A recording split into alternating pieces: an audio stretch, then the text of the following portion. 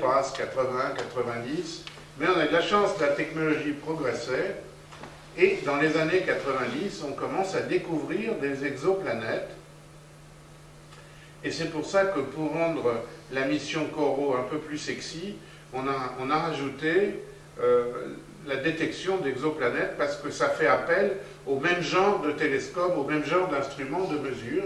Et en 97, le CNES propose donc cette double mission CORO, hein, héliosismologie et recherche des planètes extraterrestres.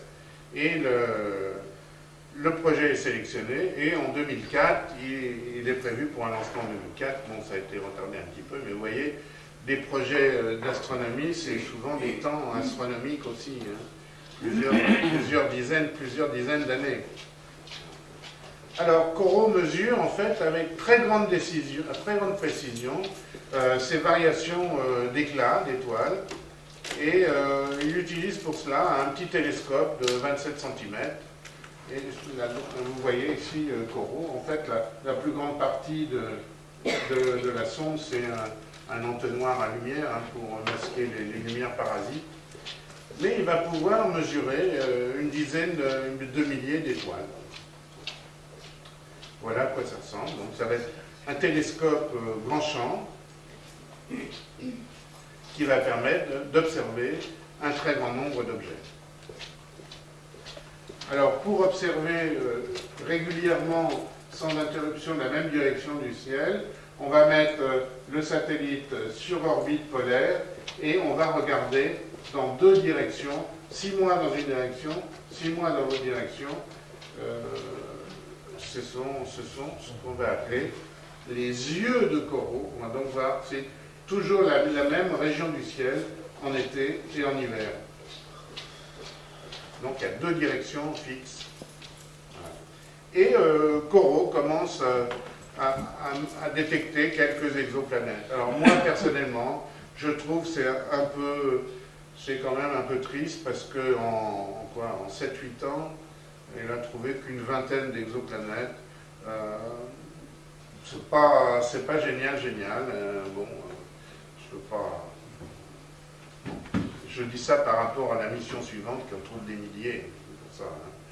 Alors, une des premières intéressantes, c'est CORO 7b, parce qu'elle est petite, 5 masses terrestres, vous voyez. On s'approche des planètes de type terrestre, et la période, c'est toutes les 20 heures, vous voyez, on voit très bien. Alors, je vous ai oublié de vous dire, évidemment, c'est des mesures par transit. Hein.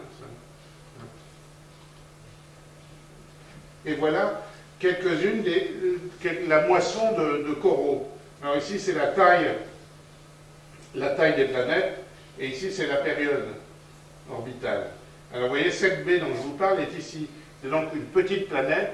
Bon, c'est pas encore la Terre, mais 5 masses terrestres, c'est pas mal. Hein. Mais évidemment, c'est très près de son étoile. Hein. Sinon, elle a découvert plein de grosses planètes. Alors, la mission Kepler, maintenant, c'est tout à fait différent. Parce que là, c'est les Américains, ils ont mis le paquet, et ils ont lancé la mission Kepler, qui permet d'étudier 150 000 étoiles en même temps, dans la même zone du ciel. 150 000 étoiles, et il recherche systématiquement des planètes dans la zone habitable. Alors, voilà la sonde Kepler, voilà le champ de vision, un énorme champ de vision dans la constellation du Cygne, hein, et on vise dans ces 3000 années-lumière, en gros, dans la direction du Cygne. Voilà à quoi ça ressemble. Alors évidemment, c'est assez énorme. Les panneaux solaires, que vous voyez ici. Alors à propos de CORO, j'ai oublié de vous dire, CORO est en panne depuis 1 an. Hein, donc on pense qu'il est mort. Kepler aussi est en panne, mais eux, ils vont réussir à le réparer. Hein. Donc voilà, Kepler est là. La mission de Kepler, c'est d'étudier dans le bras d'Orion. Vous savez que le système solaire est situé dans le bras d'Orion de notre galaxie. On va étudier cette partie-là du bras d'Orion. et on va essayer de découvrir des planètes extrasolaires. Le plus grand capteur CCD lancé, 95 millions de pixels. Ah ouais, vous ne faites pas la même chose avec votre appareil photo. Voilà. Alors, dès sa mise en orbite, il découvre des tas d'exoplanètes, et on va en voir quelques-unes. Alors, voilà. Kepler 11, par exemple, a découvert tout un tas de planètes, étoiles du type solaire, ça c'est intéressant, donc, pour toutes les raisons qu'on a dites avant. Proche de nous, 2000 années-lumière, c'est donc notre précaré, pour ainsi dire. Et voilà à quoi ça devrait ressembler. On a superposé le système de Kepler 11 sur le système solaire. Vous voyez, c'est quand même à l'intérieur de l'orbite de Vénus. Ça va quand même être très chaud tout ça. Donc elles vont avoir très chaud. Puis on a découvert d'autres systèmes, Kepler 22. Alors Kepler 22, c'est intéressant parce que en vert ici, on dessine la zone habitable.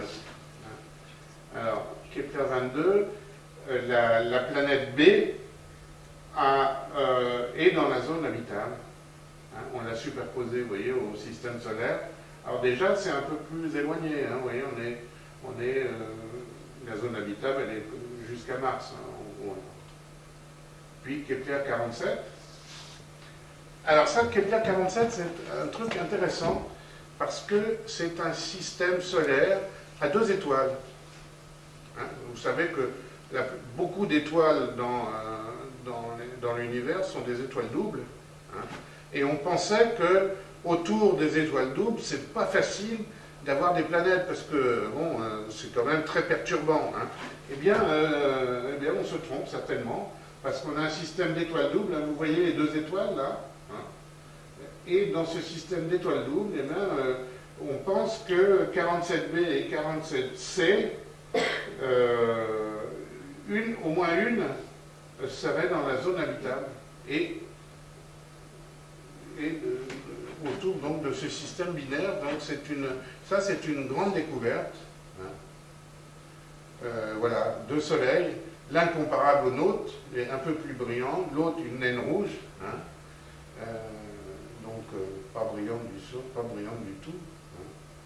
Et 47C tourne déjà en période orbitale à 303 jours. 303 jours, vous voyez, c'est quand même 303 jours, c'est un peu plus que la Terre. Non, un peu moins que la Terre, 365 jours, excusez-moi.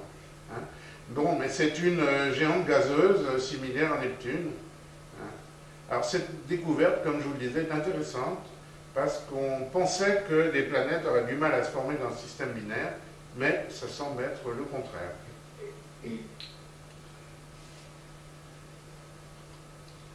Voilà le tableau de chasse de Kepler. Alors, il y en a tous les jours. On en est, le compte, on doit être à 2700 candidats pour Kepler. Alors vous voyez ici le pourcent d'étoiles avec au moins une planète. D'après les analyses de Kepler, c'est pas dans tout le système solaire. D'après toutes les planètes découvertes par Kepler, il y en aurait, vous voyez, 15-17% de type terrestre, 20% de type super-Terre. Super-Terre, ça veut dire un peu plus forte, un peu plus massive que la Terre, et puis donc le reste ici. Donc c'est quand même intéressant. Alors voilà, le dernier compte, donc arrêté en février 2012, 2740 planètes potentielles orbitant 2036 étoiles.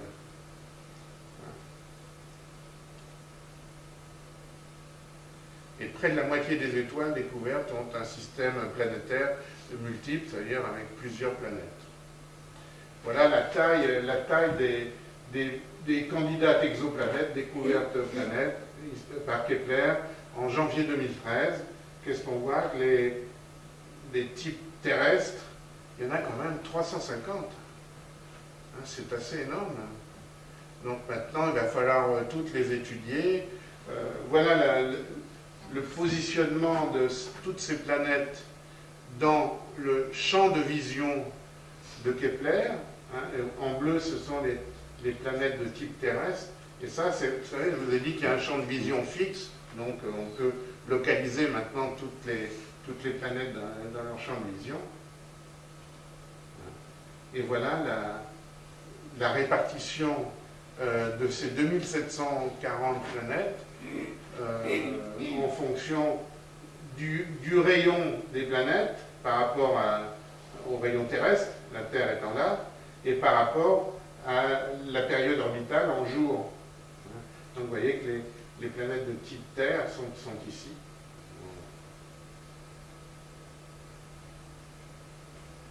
C'est impressionnant hein, quand on voit ces 2700